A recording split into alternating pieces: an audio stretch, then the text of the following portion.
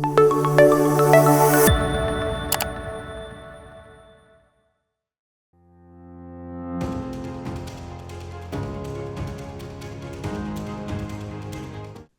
to ET Career Talks, where we discuss leadership lessons. And today we are very happy to have with us Mr. Deepak Goel, Chief of Operations for Last Mile at Shadowfax. Welcome, Deepak. Thanks, Deblina. Very happy to talk to you and very happy to be here. Thank you. Great, great. So, Deepak, I think what we wanted to discuss with you is really talk both about technology as well as leadership in the last mile logistics space, which has really been growing in the last few years, embracing digital transformation. So, we'll start a little bit with understanding your journey, Deepak. So, I would like to start with if you could share with our audience, and many of them will be young people looking to kind of grow in their careers in the sector. So, a little bit about your journey in supply chain and logistics and what shaped your decisions when you took up different roles. So that would be great to understand, Deepak. And therefore, what advice you would give young people coming to the sector? Sure, I think that's an interesting question, Devlina. I've almost 16 to 17 years of experience now to summarize that in a short span of time, but I'll try my best. Okay. Got it. Yeah. So essentially, I do not come from the last mile logistics or e-commerce background. In fact, I started my career with an FMCG company called Procter and Gamble. I hope that everybody knows that.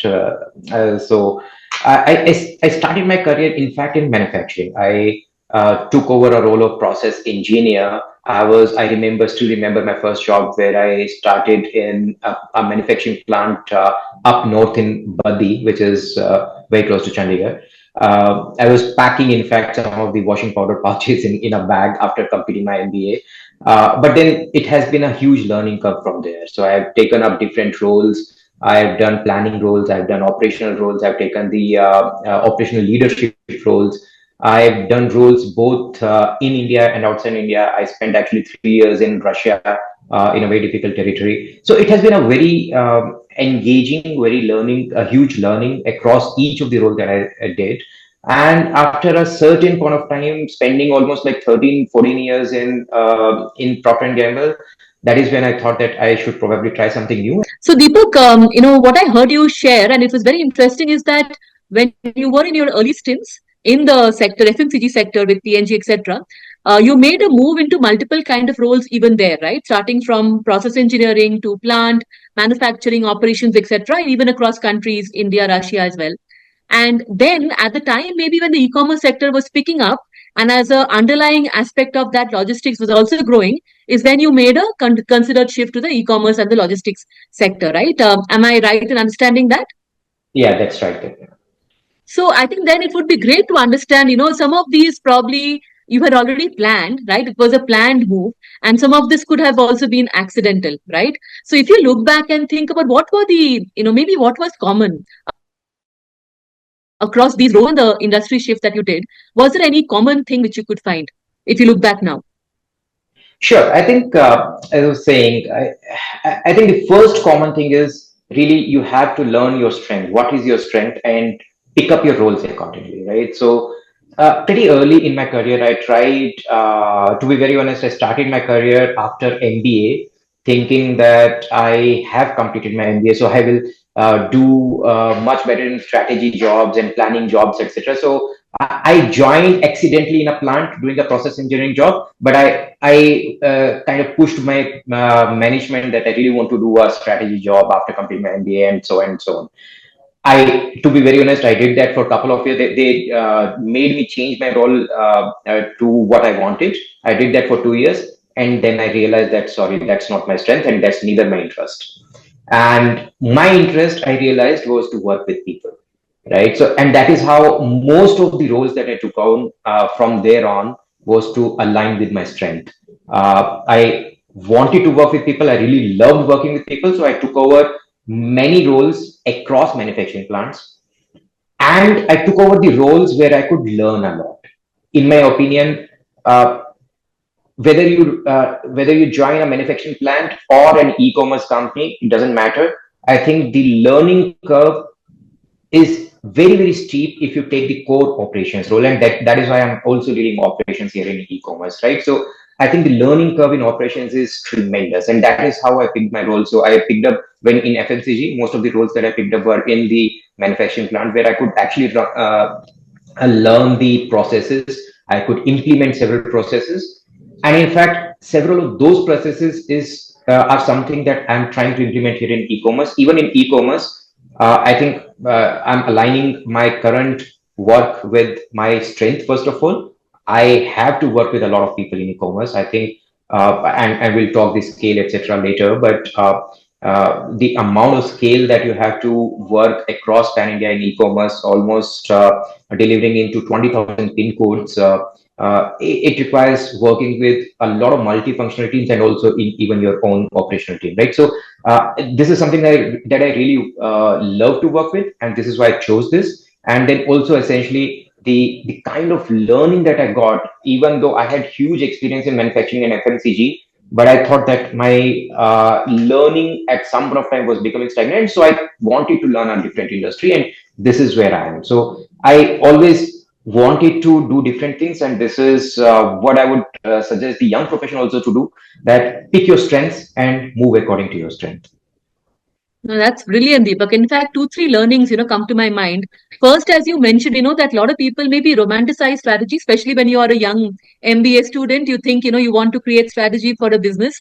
Whereas, like you said, you realized your strength and with people, working with people and maybe working, in operations. And B, you also realize that's where the process knowledge actually comes from, right? And that's probably also what helped you, build transferable skills from one industry to the next, from the manufacturing and FMCG industry to the growing industry of logistics where the scale is humongous, right? And if you had Yeah. not done that in the trenches, maybe you wouldn't have had these skills, right? So some of this is recognizing your strengths and then also being in the core of what drives the business forward. Both probably helped you, reach where you are right now. So I think that's a very important lesson for people who want to do strategy very early without really getting into, the heart of the work in that particular sector. Absolutely. Um, There's one more thing that I would want to add to yes, that. yes, definitely. Huh. I think in addition to these roles I might have picked, whereas some of these roles Yes. happen to Were be accident. accidental. Yeah, yeah. Hmm. And to be very honest, e-commerce, while I wanted to do something different, but e-commerce definitely was accidental as well, right? So Got it. it came as an opportunity, and I picked it, of course. But at the same time, what really needs to matter is when an accidental opportunity comes to you need to have mentors in the system, and that is what I was fortunate. And as young people who are joining any industry, whether it is e-commerce or FMCG or anything, it's important to get connected to someone who is experienced, who is ready to mentor you, to whom you can ask your questions, whether stupid, but you can ask your questions honestly, and also you can weigh your pros and cons. And that's what I did. Whether I picked up any role, whether it is moving to Russia. In fact, I just wanted to share a story on how I picked up Russia. It again came as an accidental opportunity. There was an opportunity in PNG Russia. They wanted someone there. They asked me, are you ready?" I said, "I just want to quickly go there and check once." The day I landed there, it was actually 26th of January 2016. I still remember the day I landed there. It was minus 30 degrees Celsius, and I was Wow. moving from a temperature of I guess plus 10. It was in Chandigarh. I was in Chandigarh, so and it was extremely difficult environment. I'm not saying it's a beautiful country, but it's a difficult environment. So, and that is where your mentors come in. So I talked with my mentors. What is in it for me? What are my advantages, disadvantages? And then you take a call. I think at the same time, you have to ensure that you keep your family informed. But then you pick something and you get into it. You don't regret your choice, right? So that's So, very, very important. Yeah, yeah. I uh, think as you were mentioning the story, right, about going to Russia, talking to your mentors, I think the other thing which also I think I'm reflecting on is that careers are not linear. So it's not that everything you could plan the next step and therefore I do this today and tomorrow this will come. I think it's a blend of happy accidents and planned moves, both of which, happened to you. But you kept on building your skills and your strengths, and you had the right mentors who could also help you guide in the choices and probably recognizing your strengths in terms of people and operations, etc. So then one connected question, Deepak, as you did this through your career last couple of decades, there were also moments when you had to learn, right? Not every role probably would be perfectly fit in the sense that, from day one you could really get going. You talked about maybe moving to a new country or maybe to a new role, a new industry. So what were the ways in which you kept yourself, upskilled and kept learning as your roles grew?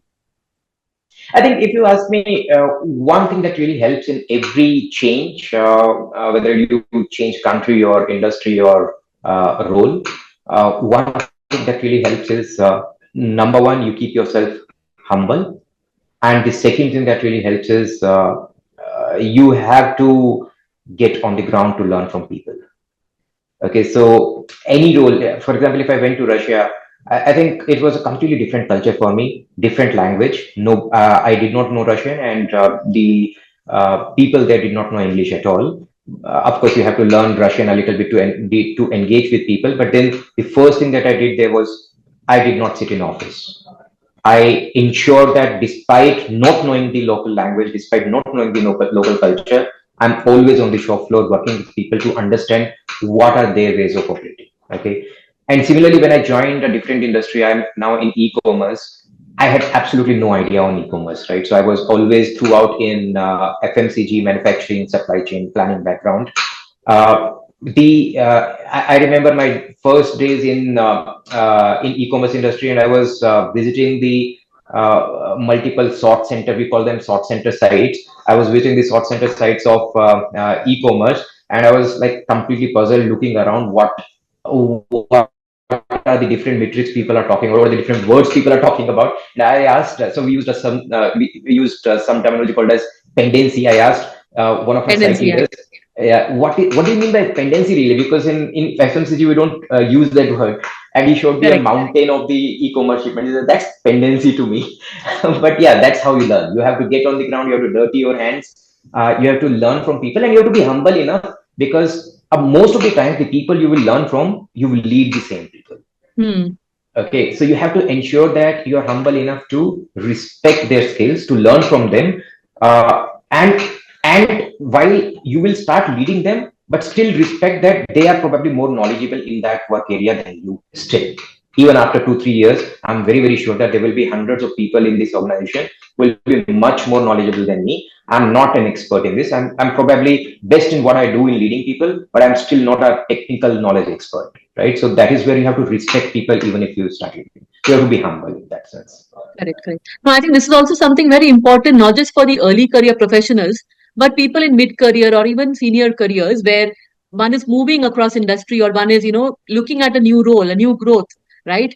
And you might have a lot of very, a good background and experience, but in that role, in that industry, maybe there are still things to learn, right? And there are people who probably know that. So being humble enough to accept that at the same time, you're in a position where you have to lead people.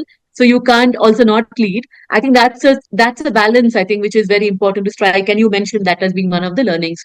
So that's great, Deepak. I think the other thing I wanted to therefore understand is very often when it comes to technical roles, whether it's supply chain operations, planning, etc., people prioritize or they emphasize on technical skills, right? You have to be very good in planning.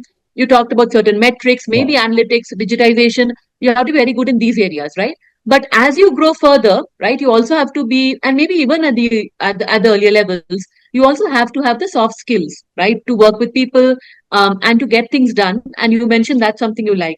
So on the soft skill side, one you already mentioned, listen to your mentors and basically listen to people you're working with. But anything else you think people should really emphasize on? And this I'm asking because a lot of youngsters are very scared today. With so much of talk about automation and now AI, they're not sure which parts of their job they should really double down on, and which parts of the job probably are more easily, replicable, or where they have to collaborate with the machines. So, any learning on the soft skill and more the human side of, skills? Yeah, I would say depending on the role, actually irrespective of the role, I would emphasize on two key skills that any professional should lead. Uh, Number one, we are in a completely new world, right? We are in an Yeah, environment where data is everything, right? So we have billions and zillions of data rows So, for example, even if I talk about Shadowfax, we are processing almost like 1.5 to 2 million shipments every day. That means Hmm. so many rows of data every day to be processed, right? Now, it doesn't mean that everybody needs to learn how to code, how to derive data, etc., etc. But it definitely means that you need to have an analytical mindset, right? So that is one soft skill that I would suggest that every professional needs to have. They need to learn how to read data, how to get insights from data, how to use those insights to lead your decision making in day-to-day operations, right? So that is one thing that I mean, yeah, it looks like common sense, but it is not, right? So you Yeah. have to sometimes learn how to get something out of it. I mean, there are billions of data points. So what do you do if you have, let us say, 1,000 shipments undelivered yesterday? What do you do with that? Okay, you can simply say, okay, that's the reality, or you can simply say that let me get into the details. Which shipments were undelivered because of our problem? Which shipments were undelivered because of customer problem? Which shipments were undelivered really because of some address problem? And then I do something about it to identify the problems and solve the problems and improve the delivery experience, right? So that's where I think some level of analytical mindset is needed. The second thing is, I would say, uh, specifically as you grow in the organization, your ability to lead people, inspire people. I think when I talk about e-commerce, the people who are young and still want to join the industry, as you join the industry, I think as you enter into the industry, you may not need to lead so many people, but anybody in e-commerce would know that it's all about gig workforce, right? So there are Hmm. Yeah. almost like 100,000, 50,000 gig workforce that we deal every day, right? So there are the thousands and millions of shipments that get delivered through those delivery boys, and there are hundreds of issues that they bring every day. So question is, how do you inspire them?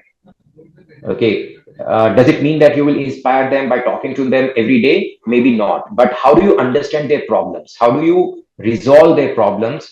And that is something that you can do irrespective of where you are sitting, whether you are sitting in my chair or whether you are just a person who is entering into the industry tomorrow, right? So you have to understand what are the challenges on the ground. If you understand the challenges on the ground, you can possibly inspire people by resolving those challenges. And that is where I think I would summarize this skill set as by saying execute. Every leader needs to execute in the industry. So if you don't execute, you won't understand the problems. If you don't understand problems, you won't be able to inspire people.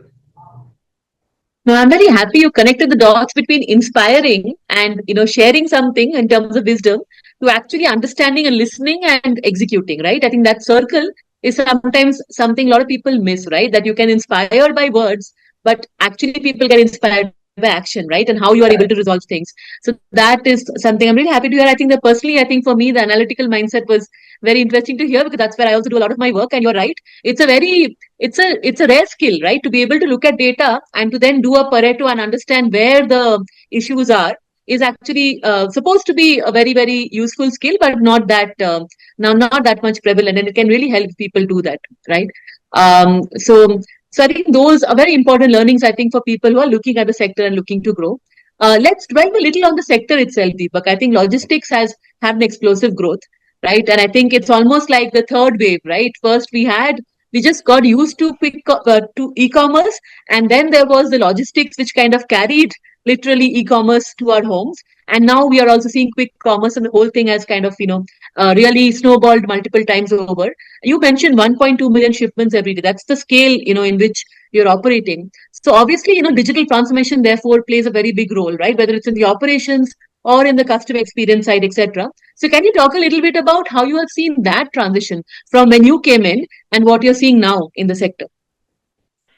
Okay, I think the time has completely changed from the time I came in to the time that I have. In fact, I would say even probably 3, 4 years earlier, from the time I joined e-commerce industry, the time has completely changed. So one thing that is very clear in this industry is that this is extremely people-heavy industry, right? So you have to engage a lot of delivery workforce. You have to engage a lot of. You have to reach to almost 20,000 pin codes across India, right? So if you have to reach 20,000 pin codes across India, you have to create a lot of small last mile delivery stations. Now, if I talk about initial days of this industry, I think that is where it was a lot of push to get the people on board, right? So you have to call, you have to do a lot of manual work, you have to onboard a lot of vendors, you have to probably spend a lot of money to get delivery boys on. I think that is something that was really making this hard, and that is where I have seen the biggest shift happen.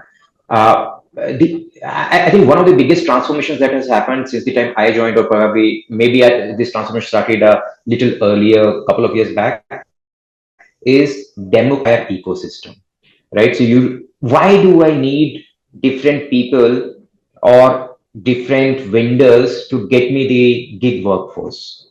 I mean, this is a country where everybody is free and everybody should be able to pick up what they want to do, right? So why not democratize this entire process? And that is where your technology, your digital workspace, they come in, they kick in, right? So why not create an app or a platform where if I am free, I have 2 hours of my job free after my college, okay, I can just log into that platform and pick up some delivery shipments from a nearby last mile station and go and deliver.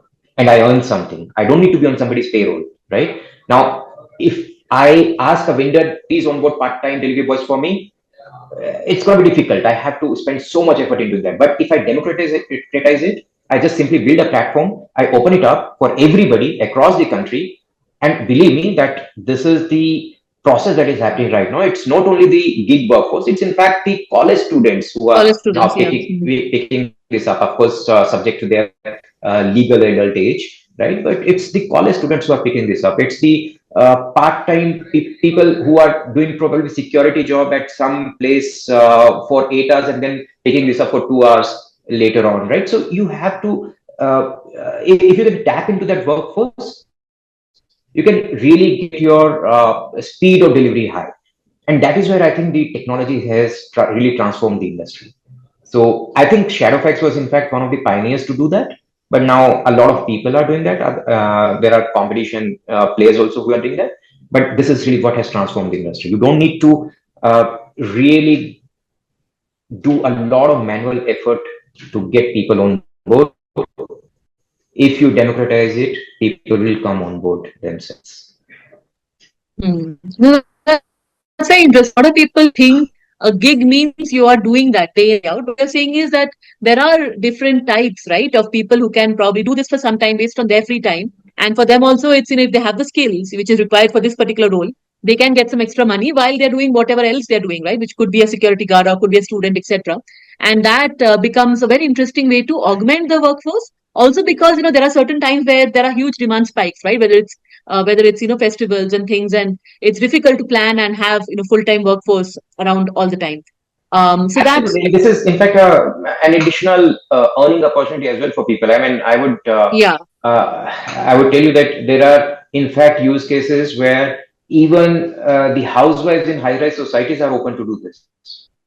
Hmm. Right? You drop the high-rise society entire shipments in at the security gate or probably at the house of one of the housewives, and it's an additional earning income for them.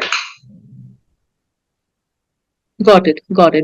So in a way, the customer facing side, you also have another side which is a worker facing, or the gig worker facing side, where democratizing technology can actually bring more people on who would have not normally probably not looked for a job or a gig in this area. Um, Absolutely.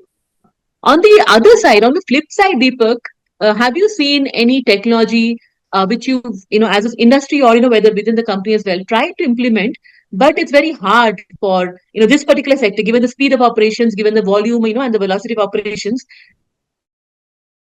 very hard to implement. Have you seen certain technology like that? Of course, I think I would say it's hard to implement, but at the same time, still a lot of work can be done in that area, and that is precisely the how you identify the addresses in India. Yeah. Got it. Yeah. So, well, if you are in Europe or US or any of the countries outside, I think the addresses are very well defined. You have got clearly defined houses, clearly defined lanes, clearly Street defined numbers and all that. Yeah. numbers.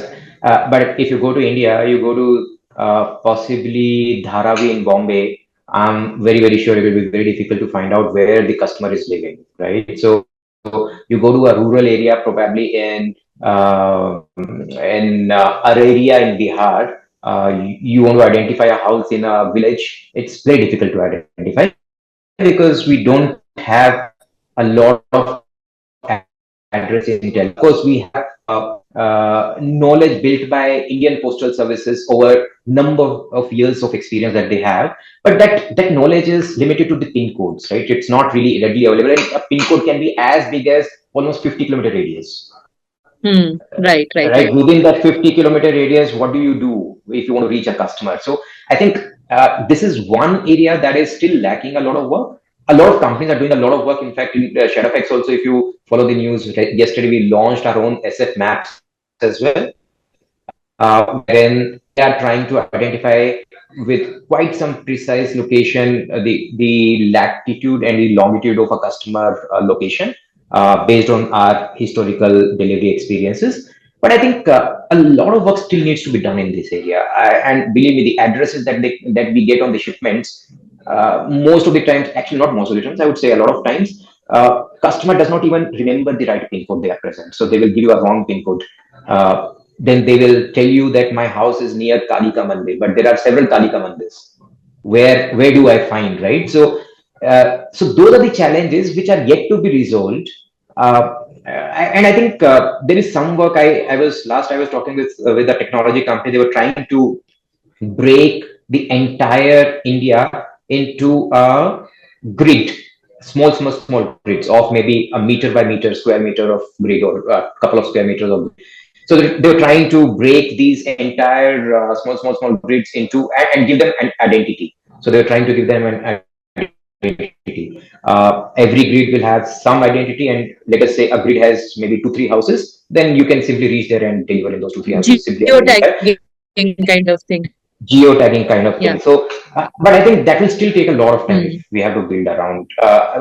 We are nowhere near closer.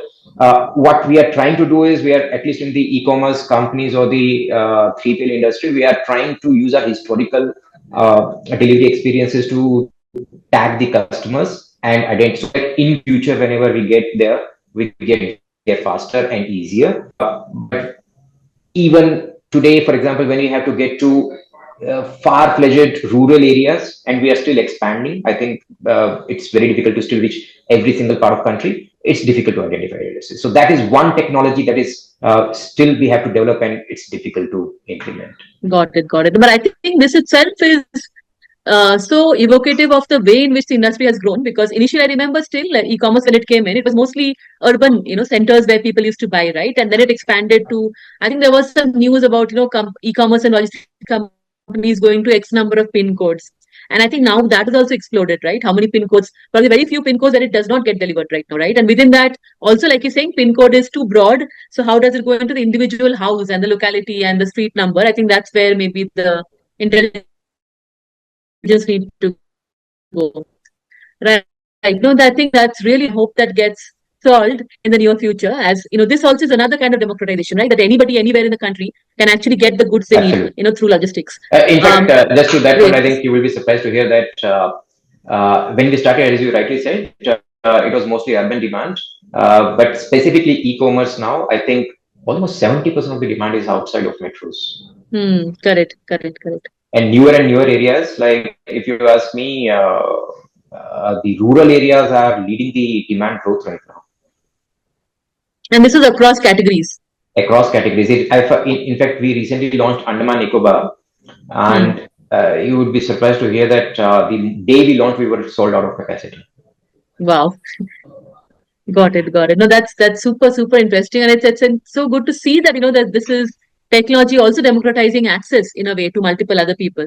I think on the other side, right, of this debate is the sustainability debate, right? That with so much of people on the road, with so much of packaging on the road, what is happening in terms of sustainability, right? So, in terms of whether it's packaging materials or whether it's other ways to optimize, do you see certain things being done by the sector and also by the company in particular to make sure there's sustainability while there is accessibility?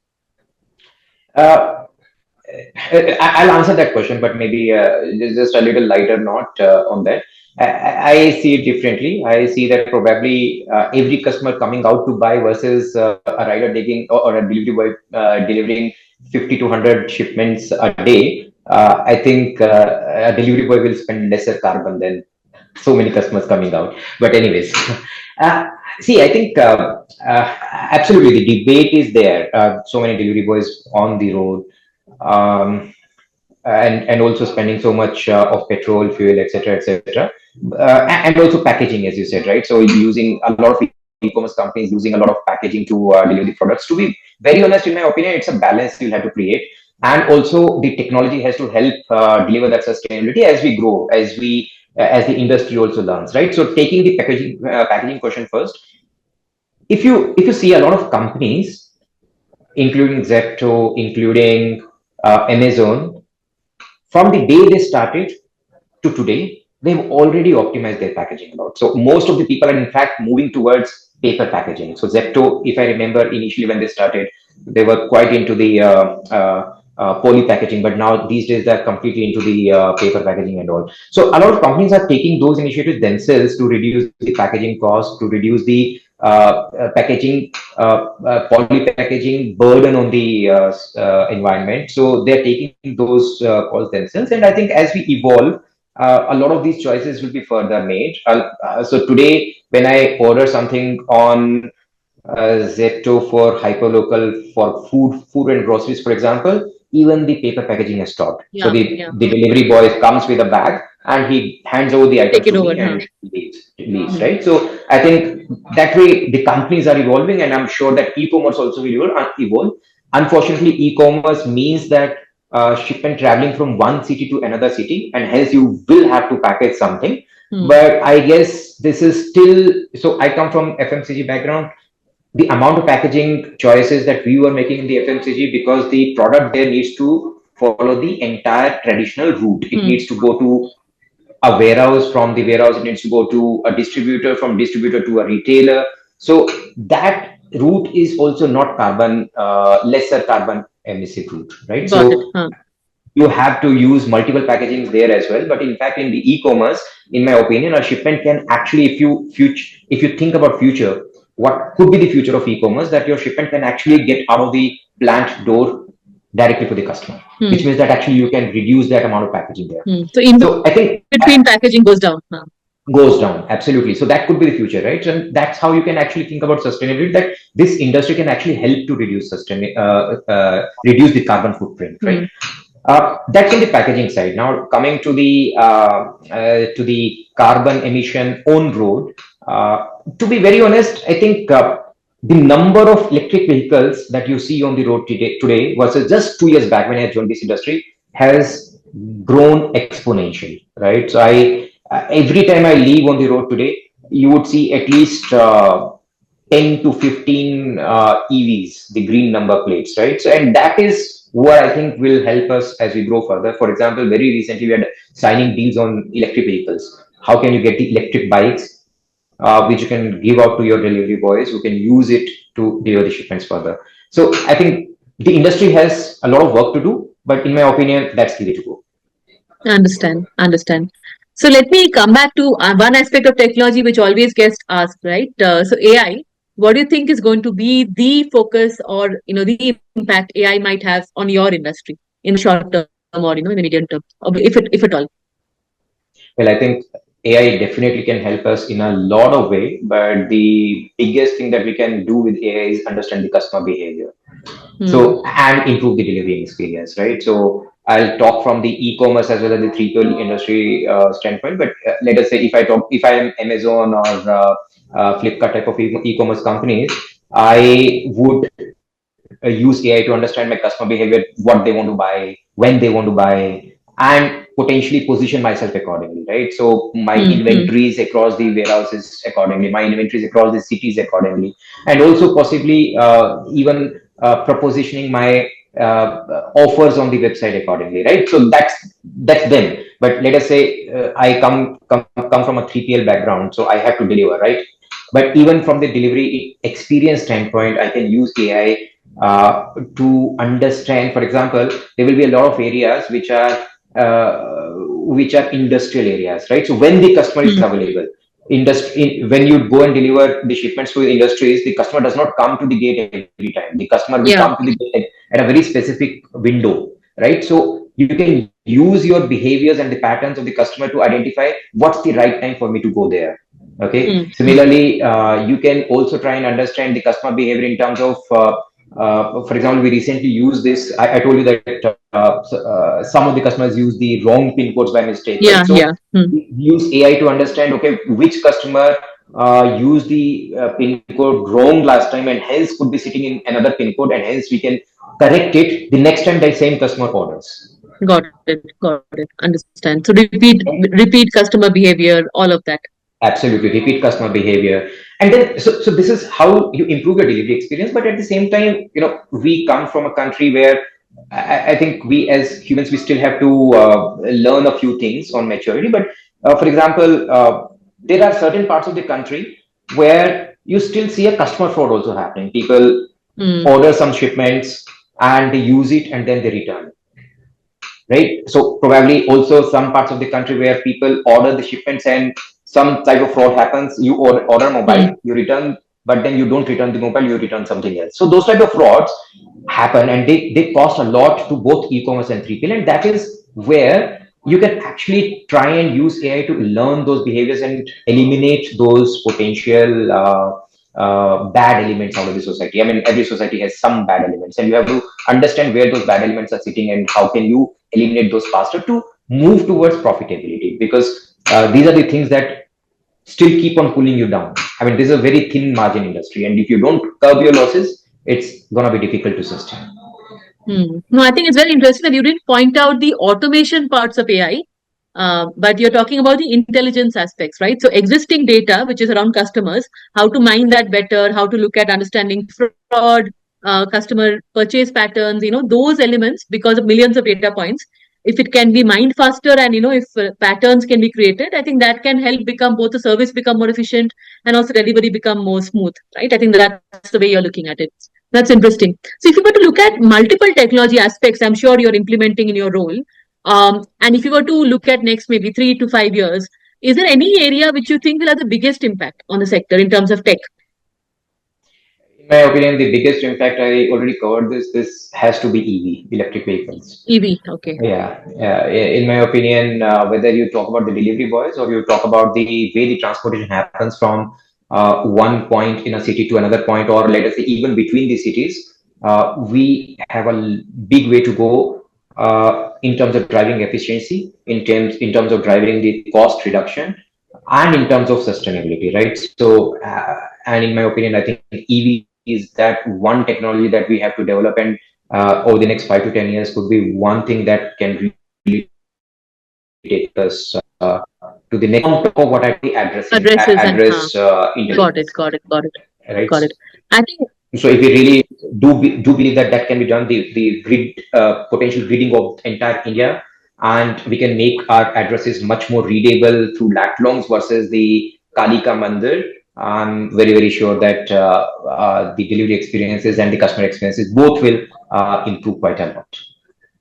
got it. So, like in my head, the imagination is at the right address completely and the right energy efficient vehicle to reach there, right? I think that would Correct. really make Correct. the industry in a good standpoint. So, I think coming back to the personal side, I think Deepak, we were talking about your journey in the industry and how you have shifted and moved and built your career. So, for those of the people who are listening and who are inspired by your journey, what would you tell them? What are the things they should keep in mind before they make a move in this industry? And especially if they are also tasked with looking at implementing digital tools and technologies. So both from a technical point as well as from a leadership point, what would you tell them to keep in mind as advice for looking at building careers in this industry? I would repeat, I probably said it already, but I would repeat. I think if they want to start their career in this industry or any industry, the best way to start is on the ground. So On the ground. I just want to probably bring one more experience into this Yeah, that would conversation, be right? great. So for e-commerce specifically, right? So recently, uh, we had a problem statement of customer escalations that, some customers do escalate why my shipment is delayed or what kind of, I mean, n number of things for which customers escalate, right? So I wanted to understand why some of the customers are escalating for what they are escalating, and I went on to a customer to deliver myself, right? So I went on to a route, I picked up a shipment, I asked for assignment of a specifically customer escalated shipment to me. And I asked the customer why you are escalating. Not that I am hurt about it, but I want to understand, I want to learn.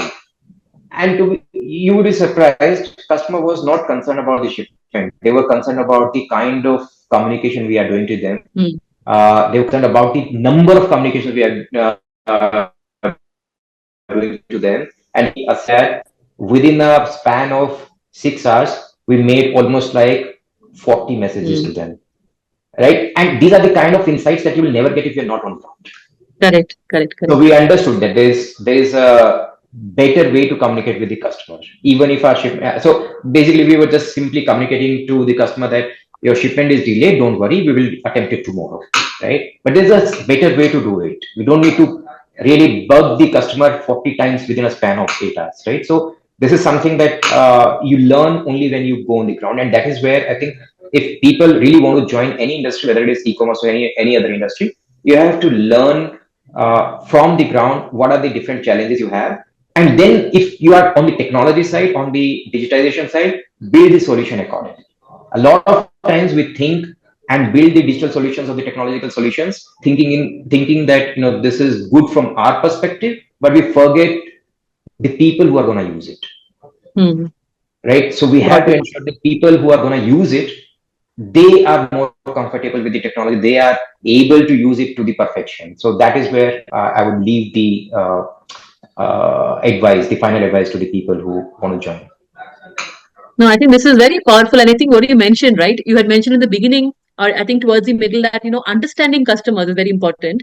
And then you mentioned data can help us, really personalize and segment that understanding. And what you mentioned right now is very powerful in the fact that you are trying to communicate, but too much of communication actually backfires, right? And I have a personal example which I remember, as you said, I was remembering it when I had bought something on e-commerce, and I used to keep buying, right? So I was a regular customer, but then they kept on sending me a message that buy more, buy more, buy more, right? And I was like, I'm already buying more, but if you send me all this, I might end up buying less, right? So why do you want to send this kind of message to a regular customer? This is great for a customer who's not coming regularly, but for a customer who's coming very regularly, just thank you is good enough, right? So I think Absolutely. that's a very powerful lesson. And sometimes what we need to understand, looking at it not from X number of messages to be sent as our KPI, but what is it from the customers, kind of satisfaction point of view. So very powerful. I think that's a very good note probably to end this on, listening to customers and focusing on the strengths.